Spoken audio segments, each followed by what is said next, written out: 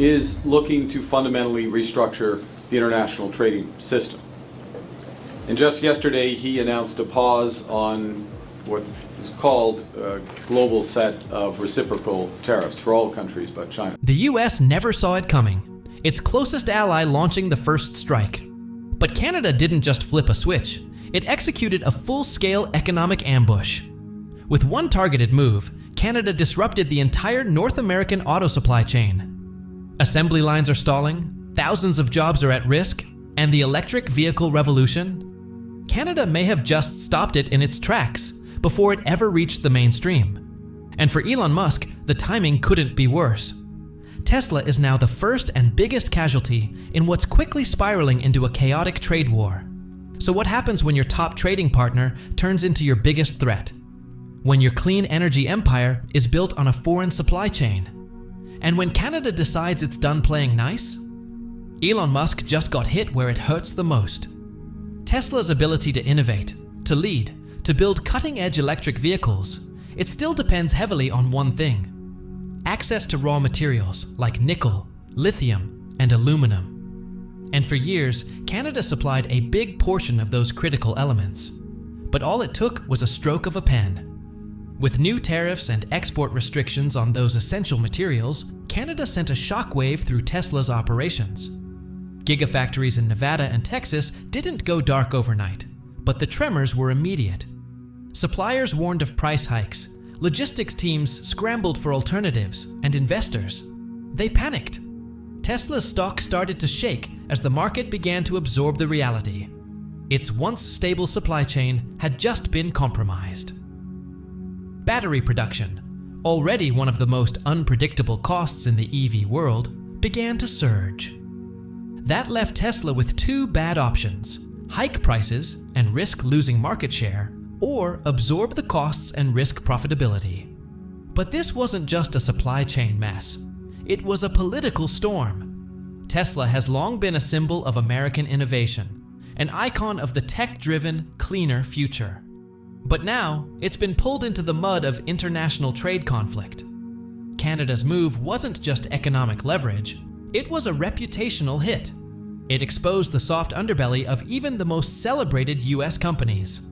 It showed the world that Tesla isn't invincible, and worse, it raised a chilling question. If Canada could do this, what's stopping others? The message to Tesla? Simple: build in Canada or bleed. To avoid long-term damage, Musk may have no choice but to invest in Canadian infrastructure, or risk losing access to the raw materials that power every Tesla on the road. But this crisis isn't just about one company. It calls into question the entire US electric vehicle strategy. Before we dive deeper, don't forget to hit that subscribe button, because what's coming next is bigger than Tesla. Welcome to the new EV front line, where climate policy isn't just about saving the planet anymore. It's a weapon, and Canada's using it with precision. At the center of this bold shift is a proposal from Canada's New Democratic Party, a 100% tariff on Tesla vehicles. But they didn't stop there. They also proposed a $10,000 subsidy for every Canadian-made EV. It's a powerful 1-2 punch: penalize the foreign leader and elevate the domestic players. But this isn't your grandfather's protectionism. This is something new: green nationalism. It's a mix of environmental language and economic strategy that Canada is using to its full advantage. The message to Canadian voters: support climate goals and protect Canadian jobs at the same time. The message to America: compete on our terms, or not at all. And the strategy is working. Canadian firms, like Ford and GM's operations north of the border, are gaining a serious competitive edge. Even Volkswagen is moving forward with plans to build a battery plant in Ontario. Local production unlocks local subsidies, creating a growing gap between Canadian and American-made EVs. Ironically, the Trump administration had made electric vehicles a key part of its climate agenda. But this trade war with Canada threatens to unravel that vision. If Tesla and other automakers can't keep costs down, mass adoption of EVs could stall out. Affordability is everything, and it's quickly slipping away. What was once a shared North American clean energy mission is now splintering, Canada no longer wants to just be a partner. It wants to lead. But leadership means more than just new factories. It means rewriting the trade playbook. And that rewriting is tearing apart the very foundation of the US-Canada Auto Alliance.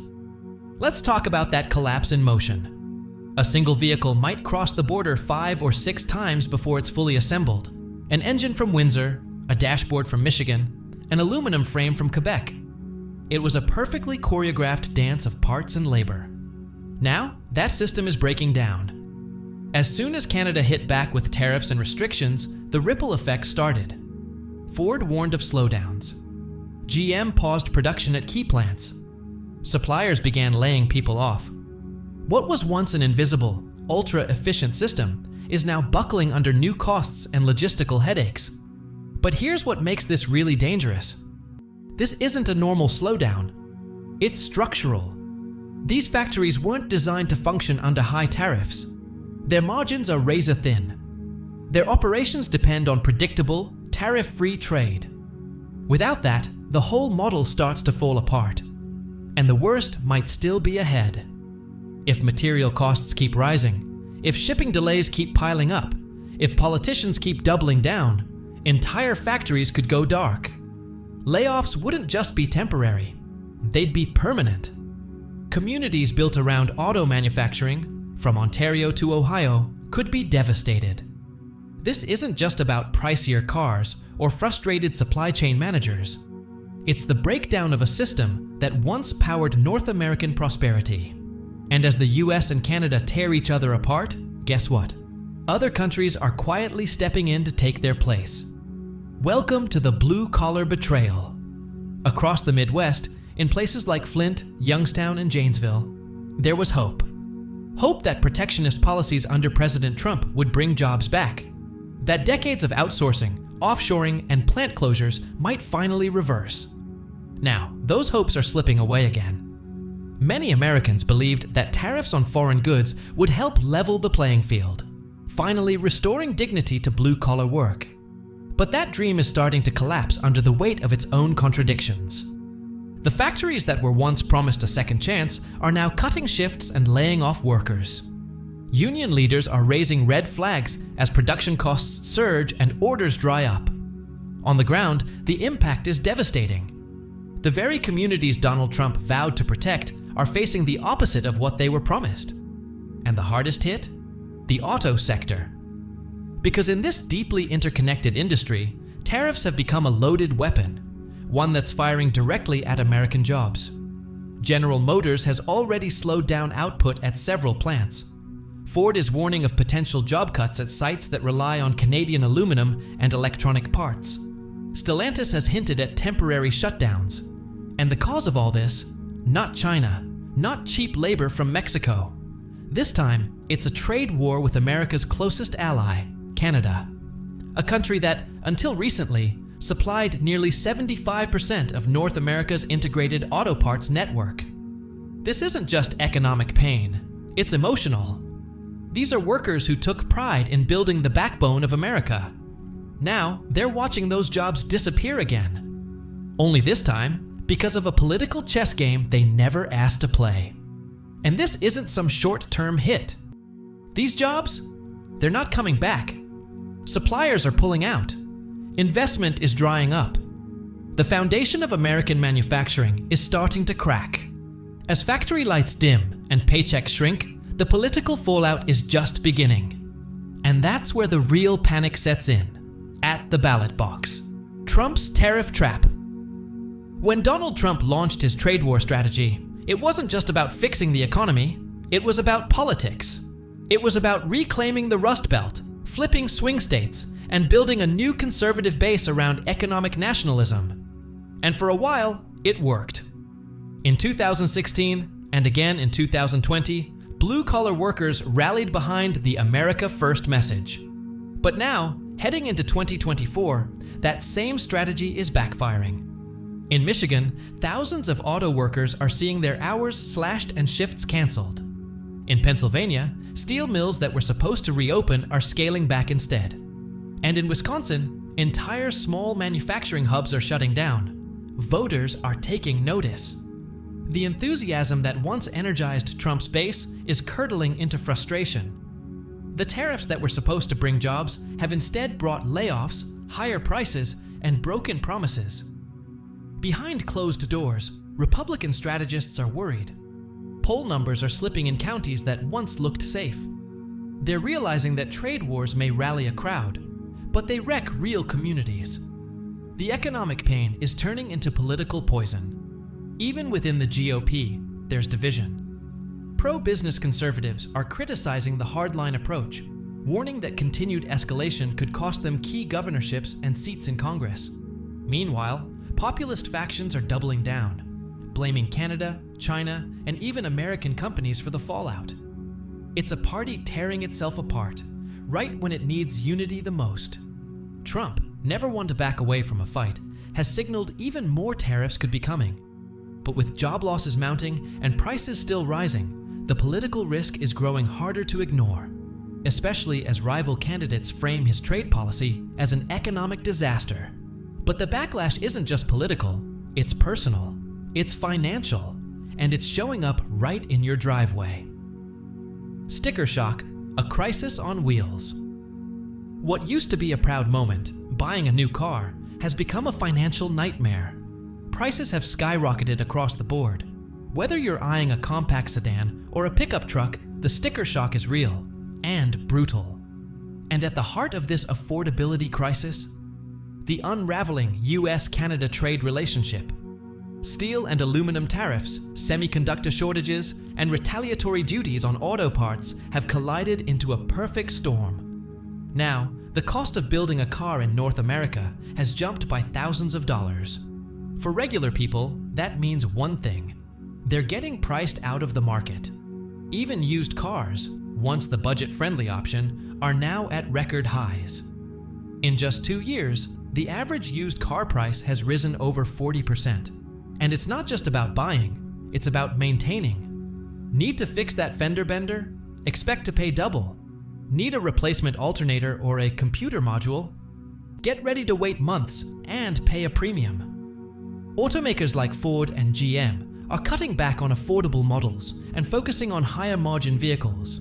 That leaves fewer options for middle-class buyers. Dealership lots are filling with luxury models, while affordable cars vanish. So now, families are faced with tough choices. Lease something out of budget. Keep driving an aging vehicle that's falling apart. Or walk away from car ownership altogether.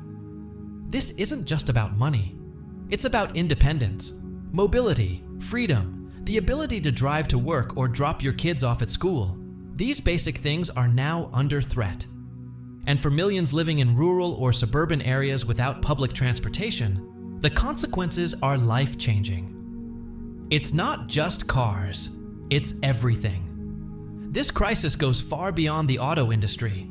It's part of a wider economic pattern, one where every new policy seems to hit working families right where it hurts. Forget policy papers, forget abstract theories. The US-Canada trade war is now a daily reality, and it's costing Americans more for just about everything. Food, fuel, housing, electronics, construction materials, all more expensive. A refrigerator that once cost $800 now sells for over $1,000. Lumber and drywall prices have surged, making home renovations or new builds nearly impossible for many. Electronics, packed with foreign-sourced components, are harder to find and more expensive to upgrade. Families trying to buy phones, laptops, or basic household essentials are having to wait or go without. And small businesses? They're drowning. Local hardware stores, appliance retailers, and auto repair shops are getting squeezed by wholesale price hikes. Profit margins are disappearing. Some are shutting down. Others are raising prices just to survive, passing those costs on to customers who are already stretched thin. We were told tariffs would protect American jobs, that they'd give workers a fighting chance and restore pride in blue-collar labor. Instead, we've ended up with an economy that feels less like capitalism and more like a slow-motion collapse. This wasn't how it was supposed to go. Tariffs were sold as a lifeline, but instead of lifting up American workers, they're hurting the very people they were meant to help. And it's not just the financial toll, it's the emotional strain too. Economic anxiety is surging, confidence is fading, and trust in leaders on both sides of the aisle is eroding fast. People are tired of being used as pawns in political experiments that ignore real-world consequences. And as this trade war drags on, one thing has become painfully clear. This isn't a strategy anymore. It's a messy, destructive conflict with no plan, no direction, and no regard for the lives being upended along the way. While America wrestles with internal chaos, the rest of the world is quietly moving in to take its place. Why American industry can't compete anymore. Once, America built the global economy. Today, it can't even build a pickup truck without relying on parts from 5 different countries. That's not a punchline. It's the reality of a hollowed-out manufacturing base. The machines that once powered cities like Detroit, Pittsburgh, and Cleveland are either rusting in silence or sitting in overseas factories. Decades of outsourcing have stripped the country of its industrial core. It started back in the 80s, when corporate leaders promised that sending jobs overseas would cut costs and boost profits. Those savings never reached workers. Instead, factories closed, skilled jobs vanished, and entire communities were left behind. Even worse, America lost the ability to make the things it now needs most. Today, to build a car in the US, you need wiring from China, microchips from Taiwan, lithium from Canada, and components from Mexico. The average vehicle crosses the US border multiple times before it's finished. If one link in that chain breaks, production halts. That's not a trade strategy, it's a dangerous gamble. Now, with US-Canada relations strained and China no longer dependable, that gamble is falling apart. American manufacturers are hitting unprecedented bottlenecks, and there's no fallback. For years, the US failed to invest in backup capacity or build more self-reliant systems. There's no plan B. And even if factories could ramp up, there's a bigger problem: not enough skilled workers. For decades, young Americans were pushed away from trade schools and toward college degrees. Now, the result is a massive shortage in trades like welding, machining, and electrical systems. Skilled workers are aging out, and replacements aren't coming fast enough. Even if we wanted to bring manufacturing home, we don't have the hands to do it. This isn't just inconvenient. It's a national vulnerability. In a world growing more unstable, supply chain security is power.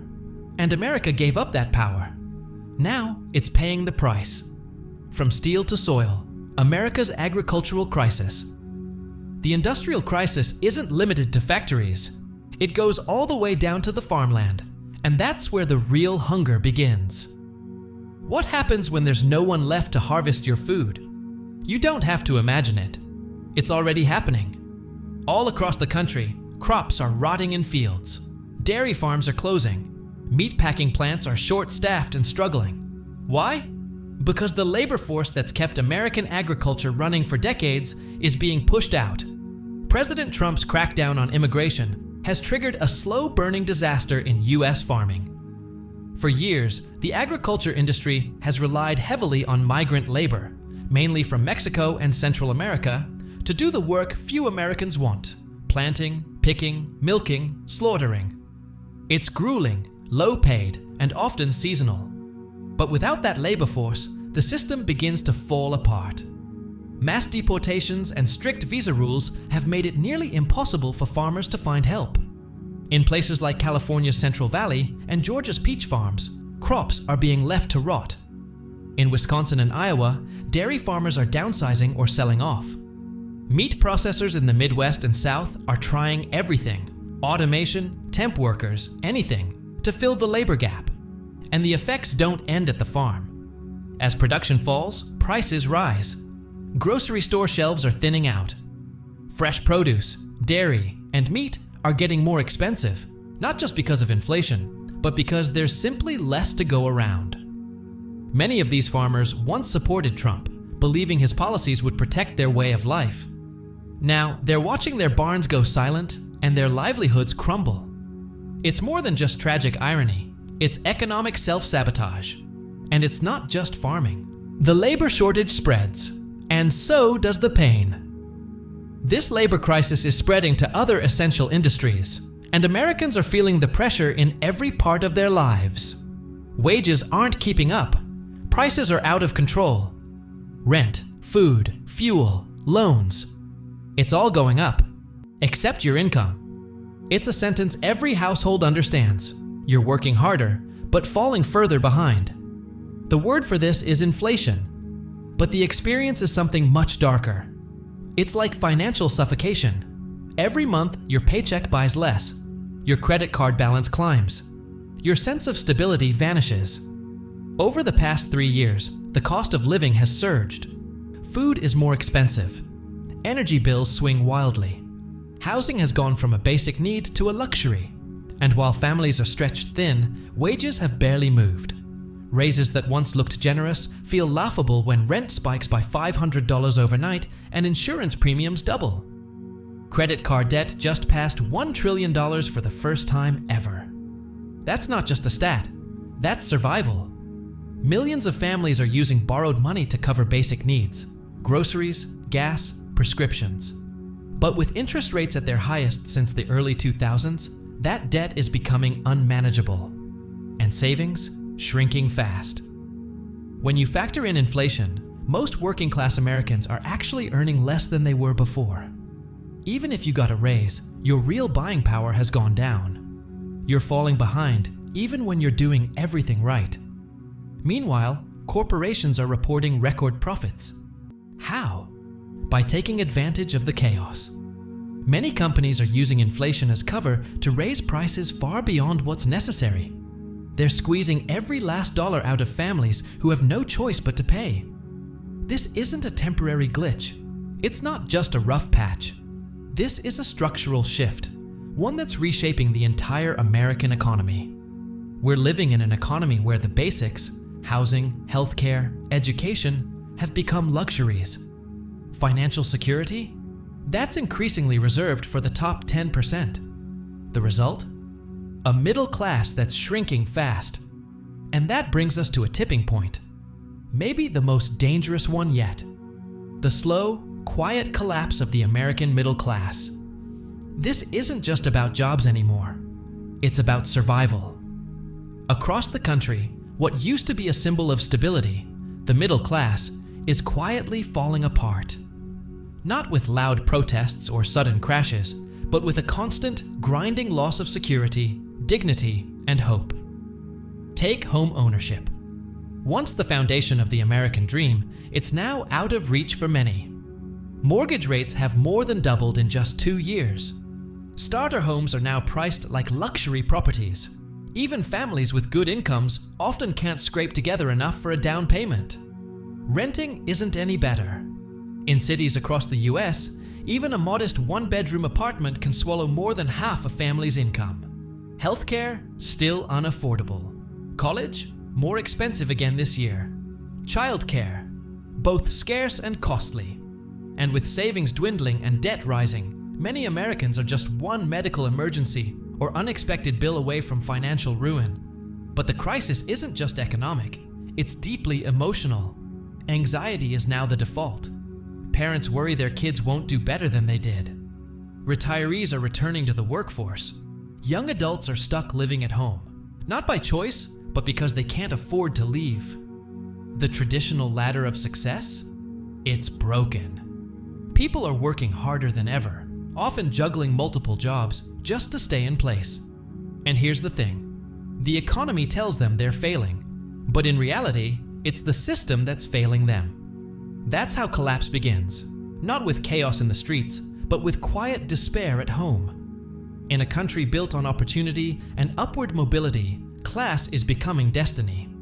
That's not just tragic, it's dangerous. And while America's middle class crumbles, other nations are watching and moving. China, in particular, is seizing the moment. As the US clashes with its longtime trade partner Canada, China has stepped in, playing the long game. While Washington sparred over tariffs and trade restrictions, Beijing was busy building relationships. And now, it's positioning itself to dominate one of the most important industries of the future: electric vehicles. Canadian companies that mine and refine critical minerals like lithium, cobalt, nickel, and graphite, materials essential for EV batteries, are being courted aggressively by Chinese firms. Beijing is offering long-term contracts, joint ventures, and infrastructure deals, everything the US should have done, but didn't. And Canada, tired of being treated like a disposable partner by Washington, is listening. This isn't just about batteries, it's about leverage. Every Canadian mineral that China locks down gives it more control over the future of green technology. China sees this trade war not as a setback, but as a golden opportunity, a once-in-a-generation chance to dominate the EV supply chain. Meanwhile, US automakers are scrambling. They're struggling to secure stable supply chains while China quietly cements its dominance. Washington tried to isolate Beijing with tariffs and alliances, but it underestimated how quickly its allies, like Canada, would start looking elsewhere. Now, the very framework of North American trade is shifting, and not in America's favor. The irony? US protectionism has handed China the keys to the future. But China isn't the only one rethinking its alliances. Around the world, faith in America as a reliable trade partner is fading fast. Once seen as the anchor of global commerce, the US is now viewed by many of its allies as unpredictable, even destabilizing. Years of erratic tariffs, political gridlock, and economic nationalism have shaken the world's trust. Countries are no longer waiting for America to lead. They're building systems that don't rely on it at all. Germany is strengthening trade within the EU and with Asia. France has openly criticized US economic policies and is pushing for more independence from Washington's political chaos. Even the UK is diversifying its economic strategy post-Brexit. Major trade agreements that once centered around US leadership are now moving forward without it. The Trans-Pacific Partnership, once designed to contain China, now sees China vying for membership, while the US remains on the sidelines. Latin American nations, frustrated with inconsistent US policy, are deepening ties with Europe and China. African countries, too, are pivoting toward new partners who bring investment without political strings attached. America's credibility is wearing thin. When the US signs a trade deal now, other nations don't ask if it's good. They ask if it'll survive the next election. That kind of instability has real consequences. Manufacturers that once built entire supply chains around US markets are hedging their bets. New factories are being planned, not in Michigan or Ohio, but in Southeast Asia, India, and Eastern Europe. Global companies are quietly shifting away from an America they no longer see as reliable. And while the US drifts into isolation, it's also losing ground in industries it once led. The electric vehicle crown is slipping. Not long ago, Tesla symbolized American innovation. Green tech was the future, and America was at the forefront. Now? South Korea's Hyundai and Kia are producing world-class EVs. Germany's Volkswagen and BMW are going all in on electrification. Even Vietnam's VinFast is expanding rapidly into the US market thanks to smart government support and trade strategy. Meanwhile, America's green tech momentum is slowing, caught in political crossfire, policy reversals, and supply chain chaos. In short, the world is moving on. And unless the US finds a way to rebuild trust, invest in its people, and lead with consistency, it risks becoming not just isolated, but irrelevant. America's electric vehicle, EV policy, has become a mess of conflicting priorities. Tariffs designed to protect jobs are making raw materials more expensive. Trade wars are messing with supply chains. Immigration crackdowns are creating labor shortages in the very factories we need to build the next generation of vehicles. And federal subsidies for EVs. They're either too small or politically motivated, depending on who's in charge in Washington. The result? An EV industry plagued by confusion and instability. Tesla is facing serious production challenges due to new tariffs on Canadian minerals. Ford and GM are dealing with shipping delays and not enough workers. And American consumers, who were promised affordable EVs, are now seeing prices go up instead of down. Meanwhile, other countries have clear, consistent plans. South Korea and Germany aren't just manufacturing EVs, they're building entire ecosystems. They're investing in battery plants, securing raw materials, and building reliable supply chains. Their governments are united behind national strategies and long-term international partnerships. The US, which once led the global EV race, is now falling behind, bogged down by political bickering and short-term thinking. While the rest of the world accelerates toward mass EV adoption, America is squandering its head start, and new players with focused agendas and strong alliances are quickly catching up. This is bigger than just cars. It's a sign that the global power balance is shifting, and America is being left out. The most dangerous consequence of the US-Canada trade fight might not be factory closures or layoffs. It's the realization that the world is starting to move on without the United States. A new global order is emerging, and America's name isn't at the top of the list. India, now the world's most populous country, is stepping up in a big way. With a huge domestic market and a booming tech sector, it's becoming a serious global player. India is forming new trade ties with Europe, the Gulf states, and even Canada, positioning itself as a steady, long-term partner that doesn't mix politics with economic commitments. Southeast Asia is rising fast too. Countries like Indonesia, Thailand, and Malaysia are capitalizing on the opportunities the US is missing. They're investing in ports, upgrading infrastructure, and welcoming international businesses looking for consistency. They're also forming regional trade deals, and the US isn't even in the room. Even Canada, once America's most loyal economic partner, is changing course. With increasing investments from Europe and Asia, and a stronger focus on energy independence and critical minerals, Canada is signaling it won't be a sidekick in a chaotic relationship anymore. Under Prime Minister Mark Carney, the country is leaning into economic sovereignty and forging new global partnerships. What we're witnessing isn't just fallout from one bad trade decision. It's a global reset. Alliances are shifting, new economic leaders are stepping up, and the institutions that used to revolve around American influence are evolving. And the US? Through a mix of hubris and poor strategic planning, it's becoming an outsider. This isn't some distant possibility, it's already happening. Supply chains are being restructured, investments are going elsewhere. Trade routes are bypassing America. The US isn't being pushed out of the global economy, it's walking away from it. And if it doesn't figure out a way back in soon, it may find the world has moved on for good. The American auto industry is faltering. Tesla's under pressure. Ford and GM are struggling. Meanwhile, other nations are seizing the moment. So who's really to blame? Elon Musk? Donald Trump? Canada? Or is the system itself broken? Let us know what you think in the comments. We read everyone. And if you want more deep dives like this, hit that subscribe button, turn on notifications, and stay tuned.